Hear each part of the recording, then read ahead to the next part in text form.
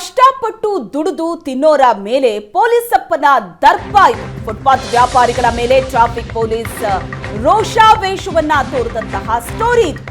ಅಧಿಕಾರ ಇದೆ ಅಂತ ಏನ್ ಬೇಕಾದ್ರೂ ಮಾಡಬಹುದಾ? ಹಾಗಾದ್ರೆ ರಸ್ತೆ ಬದಿ ತರಕಾರಿ ಮಾರೋರ ಮೇಲೆ ಟ್ರಾಫಿಕ್ ಪೊಲೀಸ್ ದರ್ಪವನ್ನ ತೋರಿದ್ದಾರೆ. ನಾಗರಾಜ್ ನಾಯಕ್ ಎಂಬಾತನಿಂದ ಅತಿರೇಕದ ವರ್ತನೆ. ಅಧಿಕಾರ ಇದೆ ಅಂತ ಏನ್ ಬೇಕಾದ್ರೂ ಮಾಡಬಹುದಾ? ಹಾಗಾದ್ರೆ ರಸ್ತೆ ಬದಿ ತರಕಾರಿ ಮಾರೋರ ಮೇಲೆ ಟ್ರಾಫಿಕ್ ಪೊಲೀಸನೊಬ್ಬ ದರ್ಪ ತೋರಿರುವಂತಹ ದೃಶ್ಯ ಇದು.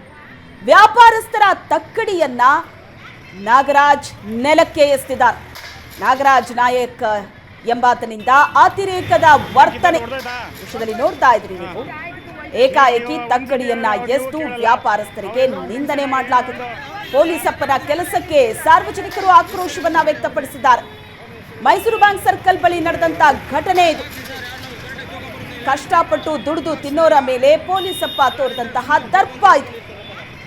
ಅಧಿಕಾರ ಇದೆ ಅಂದ ಮಾತ್ರಕ್ಕೆ ಏನ್ ಬೇಕಾದ್ರೂ ಮಾಡಬಹುದಾ? ಹಾಗಾದ್ರೆ ರಸ್ತೆ ಬದಿ ವ್ಯಾಪಾರ ಮಾಡಬಾರದು ಅಥವಾ ಫುಟ್ಪಾತ್ ಅಲ್ಲಿ ಕೂತು ವ್ಯಾಪಾರ ಮಾಡಬಾರದು ಅಂತ ಮಾತಲ್ಲೂ ಹೇಳಬಹುದು. ಆದ್ರೆ ಆ ತಕ್ಕಡಿಯನ್ನ ನೆಲಕ್ಕೆ ಎಸೆದು ಅತಿರೇಕದ ವರ್ತನೆಯನ್ನ ಟ್ರಾಫಿಕ್ ಪೊಲೀಸ್ ತೋರ್ತಾ ಇದ್ದಾರೆ.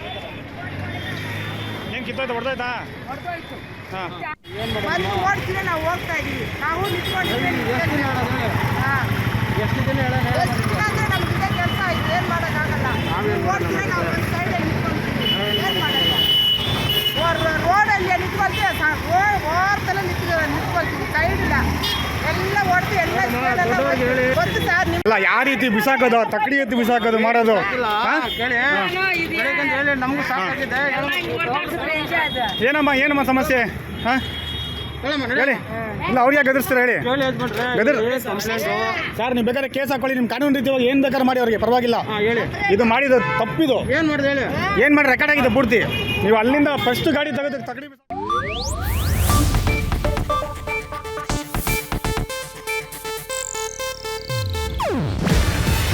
ಇದು ಏಷ್ಯಾನೆಟ್ ನ್ಯೂಸ್ ನೆಟ್ವರ್ಕ್ ಪ್ರಸ್ತುತಿ.